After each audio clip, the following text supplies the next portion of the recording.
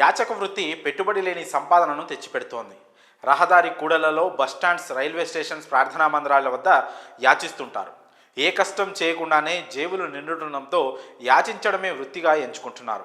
యాచకులకు income tax బెడద ఉండదు. యాచించి కూడబెట్టింది అంతా వారి సొంతమే. బిచ్చగాళ్ళు లక్షాధికారులైన సంఘటనలు కూడా ఉన్నాయి.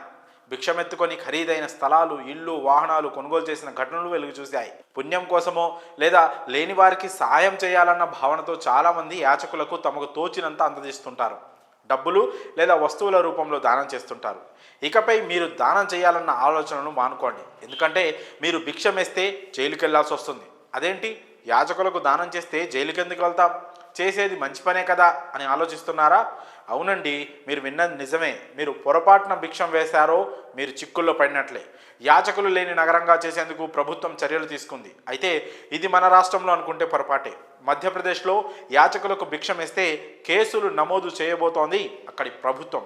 పూర్తి వివరాల్లోకి వెళ్తే, ఒకవేళ మీరు ఇండోర్ నగరానికి వెళ్తే అక్కడ యాచకులు కనిపించినా భిక్షం వేయకండి. భిక్షగాళ్ళు మీ వెంట పడ్డా పట్టించుకున్నట్లు వెళ్ళిపోవాలి.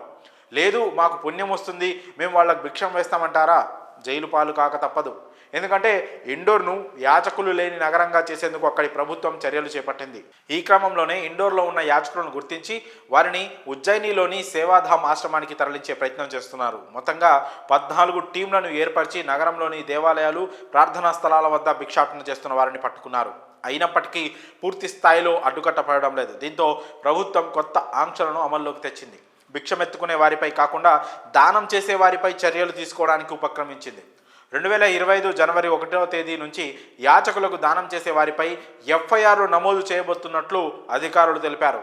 ఇండోర్లో భిక్షాటనను నిషేధిస్తూ పరిపాలనా శాఖ ఇప్పటికే ఉత్తర్వులు జారీ చేసిందని జిల్లా కలెక్టర్ ఆశీష్ సింగ్ వివరించారు. యాచక వృత్తిని అరికట్టడానికి ప్రజలను భిక్షాటన నుంచి విముక్తి చేసేందుకు కృషి చేస్తున్నట్లు ఆయన తెలిపారు. మరి యాచకులకు భిక్షమేస్తే కేసులు నమోదు చేస్తామన్న ఈ అంశంపై మీ అభిప్రాయాలను కామెంట్స్ రూపంలో తెలియజేయండి.